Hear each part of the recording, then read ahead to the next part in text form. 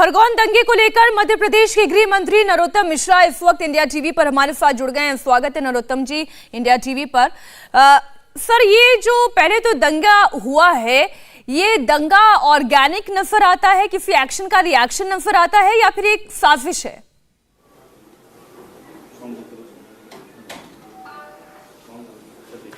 नहीं, एक्शन का रिएक्शन मतलब दंगा जो हुआ, वो जो परिस्थिति सामने आ रही है, असला जैसे इकट्ठा था, पत्थर इकट्ठे थे, तो प्रायोजित हो सकता है वो दंगा। गोलियां चल जाना, एसपी का घायल हो जाना, टीआई का सर फट जाना, पुलिस वालों का घायल हो जाना, इतनी बड़ी मात्रा में हथियार थे, मतलब प्रायोजित था। आपको क्या लगता है कि किन लक्ष्यों के साथ रामनवमी के जुलूस को अटैक किया गया?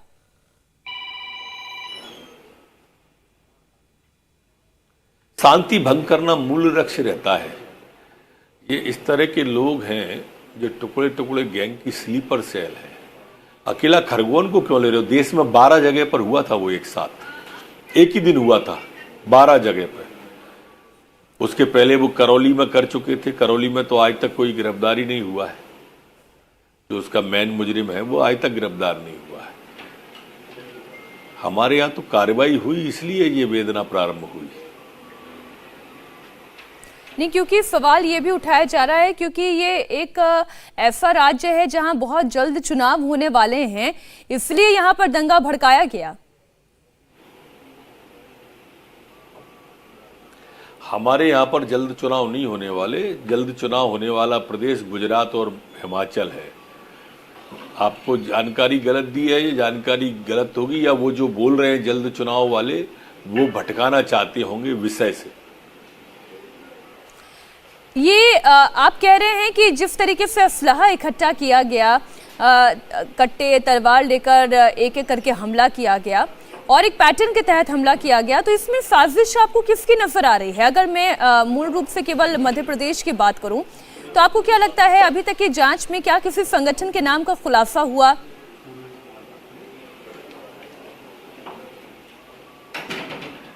चाहे पीएफआई हो, चाहे सूफा हो, चाहे जेएमबी हो, ये सब जांच के दायरे में है। अभी कहना थोड़ा जल्दबाजी हो जाएगी और हालात के लिए ठीक नहीं जाएगा, इसलिए मैं परहेज कर रहा हूं। कुछ वीडियोस इंडिया टीवी पर हम लगातार दिखा रहे हैं नरोत्तम जी, और उन वीडियोस में नजर आ रहा है कि टारगेट करके कुछ घरों पर भी हमला किया गया। जो लोग जुलूस में नहीं शामिल थे उन पर भी हमला किया गया। कुछ तस्वीरें हमने देखी खरगोन की, कुछ बड़वानी की देखी, छतों से पत्थरबाजी की जा रही है, जिसे देखकर बहुत सारी शंकाएं मन में आती है। आपको क्या लगता है? नहीं, आपकी शंकाएं ठीक हैं, लेकिन दंगाई कभी किसी घर को या जुलूस को थोड़ी देखती है। उनका लक्ष्य तो शांति भंग करना होता है। उनका लक्ष्य और कुछ है ही नहीं। इसके लिए उन्हें कितना भी नुकसान करना पड़े, कितना भी डैमेज करना पड़े, वो करते आए। दंगों का तो इतिहास यही रहा है। आपने कहा कि इस तरह की घटना को अंजाम देकर एक तरह से शांति भंग करना चाह रहे थे दंगाई। उसमें बहुत हद तक वो कामयाब भी रहे। आज की परिस्थिति में जब हनुमान जयंती है, मध्य प्रदेश में ये प्रोटोकॉल लागू कर दिया गया कि शोभा यात्रा कोई नहीं निकाली जाएगी। केवल एक मैंने भोपाल में देखा कि भोपाल में कोई बड़ी शोभा यात्रा, उसको इजाजत दी गई है, वरना शोभा यात्रा के लिए भी मना किया गया है। नहीं, ऐसा कोई मना नहीं किया गया है। स्थानीय स्तर पर प्रशासन निर्णय लेगा। जो भी तात्कालिक स्थिति है, ऐसा नहीं है कि आप कह रहे हो कि मना कर दिया है शोभा यात्रा को। भक्तिमय वातावरण है, सब लोग हनुमान भक्ति में डूबे हैं, राम भक्ति में डूबे हैं। कहीं कोई दिक्कत नहीं, कहीं कोई परेशानी नहीं, कहीं कोई समस्या नहीं।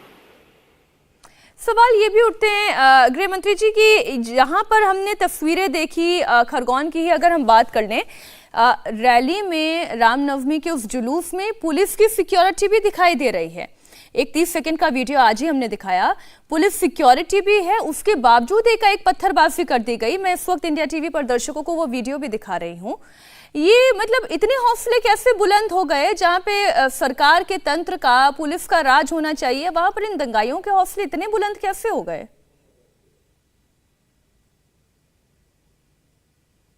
पुलिस वहां थी इसीलिए तो एसपी को गोली लगी है, पुलिस वहां थी इसीलिए तो टीआई का सर फटा है, पुलिस वहां थी इसलिए ही तो जवान घायल हुए हैं, नहीं होते तो काय के लिए घायल होते। और मनोबल बढ़ा हुआ था तो उसका आपने क्रिया की प्रतिक्रिया भी देखी होगी। नहीं, ये बात बिल्कुल ठीक है। लोगों के घरों से चलते हुए पत्थर भी हमने देखे, तो सवाल उठा लिया गया कि भाई जब दंगे में दंगाइयों को आप किसी मजहब से नहीं जोड़ रहे हैं, तो फिर जब कानूनी कार्रवाई होती है तब इसमें मजहब क्यों ढूंढा जा रहा है? ऐसा आरोप विपक्ष लगाता है आपकी सरकार पर। नहीं, विपक्ष का करते ही जाति की राजनीति है, वो चाहते ही है, ये स्लीपर सेल ही है। मैंने बताया ना, दिग्विजय सिंह जी से लेके ओवैसी तक ये सब कांग्रेस के टुकड़े टुकड़े गैंग की स्लीपर सेल है। ये जाति की बात करते हैं, हम दंगाइयों की बात करते हैं, हम दोनों की बातचीत में बस यही फर्क है, जुबानी। नहीं, आज ये मामला इतना गंभीर हो गया है, देश में 12 जगहों पर तो ये एक पैटर्न के तहत हुआ भी, लेकिन उसके बाद हम अली और बजरंग बली के बीच का ये जो एक तनाव देख रहे हैं, ये भी थोड़ा समझ से परे है। 5 टाइम की नमाज के खिलाफ बजरंग बली का पाठ। जी, आप कुछ कहना चाह रहे थे? अभी मध्य प्रदेश में कोई तनाव नहीं, भक्तिमय वातावरण। नहीं, ये बिल्कुल अच्छी बात है। अगर तनाव नहीं है, भक्तिमय वातावरण है, तो आपको लोगों को उसके लिए साधुवाद। लेकिन ये जो एक तरीके की चर्चा चल पड़ी है कि अजान अगर लाउड स्पीकर पे बजेगी तो फिर हनुमान चालीसा का पाठ भी लाउड स्पीकर पर होगा। इस पर आपकी क्या राय है मिश्रा जी? वो मध्य प्रदेश में वो नहीं है स्थिति। अच्छा नरोत्तम जी, खरगोन दंगे में अब तक 148 लोगों की गिरफ्तारियां हुई हैं। आपके पास अभी और क्या क्या रिपोर्ट है? ये कौन लोग हैं, किस समुदाय से जुड़े हुए हैं, या इनके पीछे किसका हाथ है, किसका संरक्षण है? क्या इनके नामों का खुलासा आप कर सकते हैं? 148 नाम पढ़ूंगा तो बहुत देर लग जाएगी। वो तो मामला अदालत में चला गया, 100 से ज्यादा तो जेल चले गए उसमें। हेलो हेलो जी जी, मैं सुन पा रही हूँ। हेलो नरोत्तम जी, मेरी आवाज आप तक पहुंच रही है? हाँ, बोलें। 100 से अधिक जेल जा चुके हैं। तो नाम तो लिस्ट आपको भिजवा दूंगा। 100 नाम पढ़ेंगे तो नहीं, 100 नाम पढ़ने की बात नहीं है, लेकिन क्या वो किसी संगठन से क्या वो किसी संगठन से जुड़े हुए हैं? ऐसी भी कोई जानकारी क्लियर हो पाई? 100 से अधिक लोग जेल चले गए ना। वो भी मैंने आपको बताया मैंने बहना कि वो भी अभी जिस संगठन की बात है या दूसरे जांच में वो बिंदु है, अभी इस समय कहना ठीक नहीं है। ठीक है, बेहतर है, जांच के दायरे में है।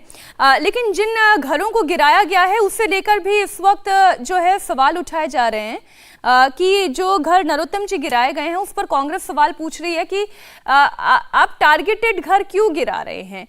केवल उन लोगों पर एक्शन क्यों लिया जा रहा है जो किसी एक समुदाय, या मैं खुलकर बोलूं तो मुस्लिम समुदाय से आते हैं, उनका घर क्यों गिराया जा रहा है?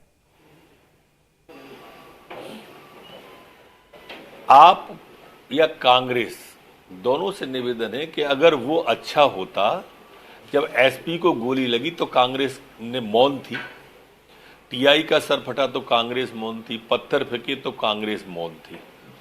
वो मुसलमान के हिसाब से बात कर रहे हैं, हम दंगाइयों के हिसाब से बात कर रहे हैं। जो लोग दंगे में शरीक थे वो दंगाई गिरफ्तार किए, हमने धर्म या मजहब देख के किसी को गिरफ्तार नहीं किया है। ये आप कह रहे हैं, लेकिन इसी के उलट कांग्रेस पार्टी ये कहती है कि ये तो दंगा जो है बहुत ही स्टेट कॉम्प्लिसिट है। ये असदुद्दीन ओवैसी की बात है। वो ये कहते हैं कि जहां जहां देखो कांग्रेस का बहन जी, कांग्रेस देश के मिजाज को नहीं समझ पा रही। ये उसका कांग्रेस का दुर्भाग्य होगा। 5 प्रांतों में अभी चुनाव हुए हैं, सफाया हो गया, सफाया कांग्रेस का। 2 सीटें आई हैं उत्तर प्रदेश में 404 में से, अब बची है 1.5 प्रदेश में। ये जो तुष्टीकरण की राजनीति है ना, ये 1.5 प्रदेश में भी आप 1.5 साल बाद देख लेना, ये ढूंढते रह जाओगे हिंदुस्तान के नक्शे में ये तुष्टीकरण करने वाली राजनीति करने वालों को। कांग्रेस को समझ में आ जाएगा उसके बाद। और असदुद्दीन ओवैसी को आप क्या कहेंगे? मध्य प्रदेश में भी दिग्विजय सिंह ने जो फेक फोटो जारी किया दिग्विजय सिंह जी ने, वो भी पूरे देश ने देखा कि खरगोन से जुड़ा नहीं था, लेकिन उन्होंने जारी किया कि उस समय कैसे भी दंगा हो जाए, शांति भंग हो जाए। ये कांग्रेस की इच्छा है जो करौली में भी दिख रही है, जो राजस्थान में दिख रही है जहां उसकी सरकार है। उसका परिणाम भी कांग्रेस भोगने को तैयार हो जाए। और जहां तक आप ओवैसी का सवाल पूछ रही, ओवैसी की राजनीति एक जाति को लेके है, इसलिए वो जाति की बात करेंगे।